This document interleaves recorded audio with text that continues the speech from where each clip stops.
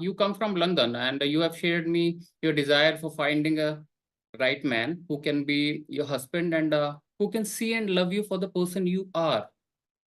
So to But begin there's with, another thing. So although people say I'm a part of LGBT, but because I have got a gender identity kind of disorder. So hmm, obviously I look like a man, but I know I'm not a man because I describe myself as a woman, and I consider myself as a woman as well. thanks a lot for sharing that. Thanks a lot Yeah. for sharing that. Even my pronouns, like my pronouns are Uh-huh. uh, she, her, you know.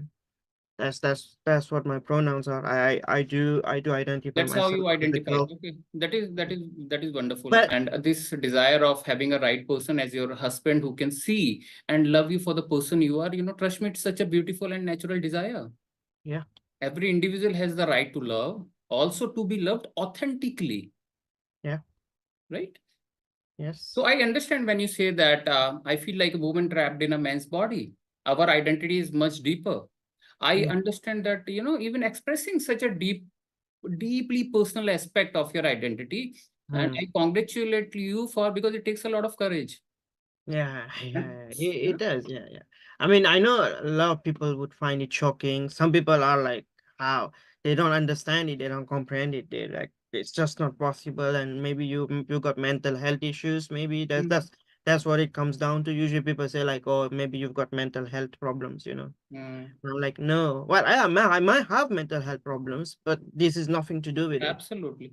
Yeah. See, I'll say that this identity is very valid. Your feelings are valid and they are important. And like everyone, Mm, you deserve to live a life that feels authentic to you, that feels true to you, to who you are, right?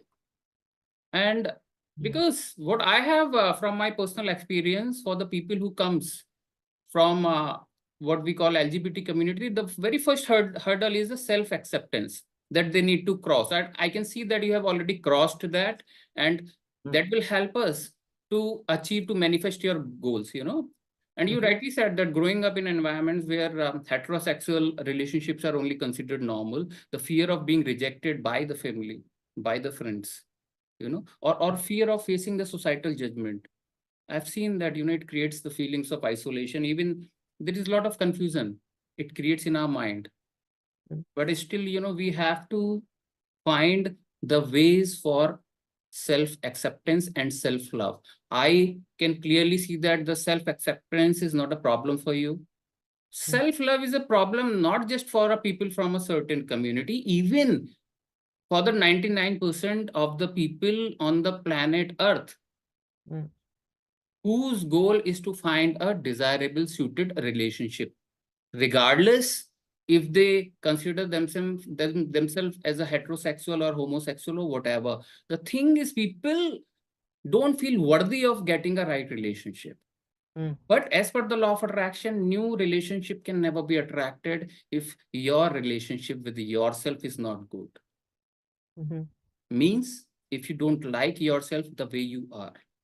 mm, If you cannot, you will not attract the kind of partner you are looking for, because the universe responds faster to the authenticity of our desires. mm. And the first step that we can take, we have to start from loving ourselves, Yeah. accepting ourselves. Because I'll show you today, love is the strongest vibration that is considered on an emotional scale. And every other form of love is secondary. My first most important relationship is with my own self. That is why it is Mhm. considered very strong vibration, Marvin. Yeah, So no, we are, that's we are true. going to work on that. Yeah. And when we respect Mm. ourselves, when we love ourselves for the way we are, we send a Yeah. very powerful message to the universe that I am worthy of the love.